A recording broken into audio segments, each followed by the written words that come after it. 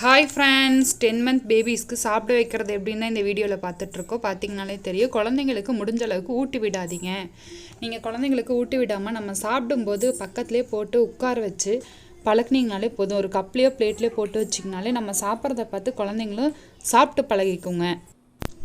குழந்தைங்க தானாகவே எடுத்து சாப்பிடும்போது குழந்தைங்களுக்கு வயிறு நிறையும். நம்ம என்ன சாப்பிட்றோம் அப்படின்றத கொஞ்சம் கொஞ்சம் அதுங்களும் புரிஞ்சுக்கோங்க. நம்ம என்ன சாப்பிட்றோம், இப்போது என்ன கலரில் இருக்குது, அதுக்கும் இதுக்கும் என்ன டிஃப்ரெண்ட் இருக்குது, அது எல்லாமே குழந்தைங்க ஈஸியாக தெரிஞ்சுக்குங்க.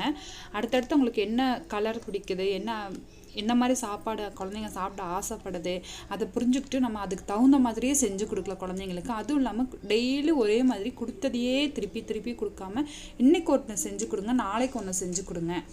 டெய்லியும் ஒரு நாளைக்கு ஒன்று செஞ்சு கொடுங்க. அப்போ குழந்தைங்க ஈஸியாக சாப்பிட பழகிக்குங்க. Thank you friends. லைக் பண்ணுங்கள், ஷேர் பண்ணுங்கள், சப்ஸ்கிரைப் பண்ணுங்கள். Thank you, by.